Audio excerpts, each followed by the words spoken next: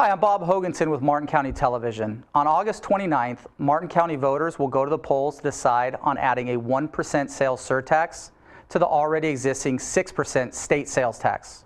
Currently, 61 of 67 counties in Florida levy an additional local tax. Undoubtedly, many residents have questions. Some of you have reached out to us on Facebook. I had an opportunity to sit down with Deputy County Administrator Donaldson to answer some of those questions. I'm here with Deputy County Administrator Donaldson. Don, thank you for joining us today. There are a lot of questions out there, so let's just get straight to it. If a good portion of the money went to Martin County Fire Rescue, then yes, I'd vote for it. What does Martin County Fire Rescue get out of this sales tax? So the fire rescue, what we get is a repair or replacement of some fire rescue buildings that are failing. For instance, out in the Barrier Island, we have a fire station that's far past the end of its useful life and needs to be rebuilt.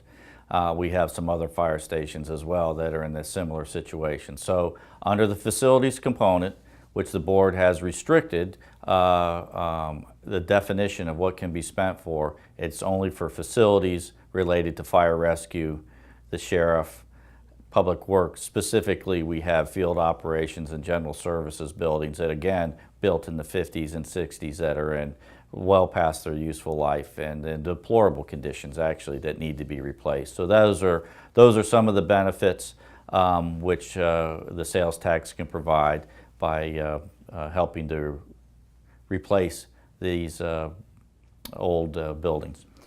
Another question that's come up quite frequently is stated here by Carol Wood Heisel Forbes.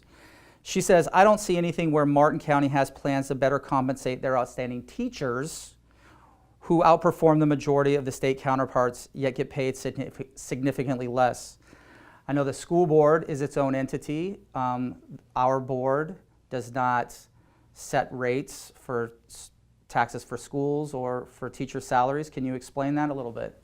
Well, I think, yes, certainly the county supports the school board, but we don't have any ability to control the salaries. That is managed by the school board, a separate elected body. And the other thing is sales tax by law can't be used for salaries or personnel. It's only for capital improvement. And finally, Vivian Nones says, I would rather have everybody pay than raising the property taxes. So I guess the question would be, if this sales tax does not pass, what alternatives does the county have to fix some of the backlog, the deferred maintenance backlog that we do have here? Again, the sales tax is our best source of revenue for providing funds that are collected from folks that don't live here, visitors, out-of-county residents, etc. We know that approximately a third or more will be coming from those folks. In terms of how do we deal with the backlog, there are certainly many examples out there on how to perpetuate a backlog, and some of our northeastern cities, of course, are examples in the Rust Belt. Now, while we don't want to mimic that, our other alternatives is to raise other revenues, which still falls upon the property owners, whether it's a fire fee or a stormwater utility fee, or simply raising ad valorem taxes. You're still distributing those funds over the county residents.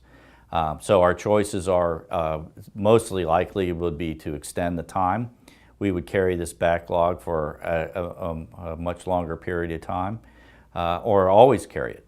And again, we would be only choosing to do those projects that we have the ability to do with grants or others, which we've also found that the federal government and the state government's ability to give grants has also gone down.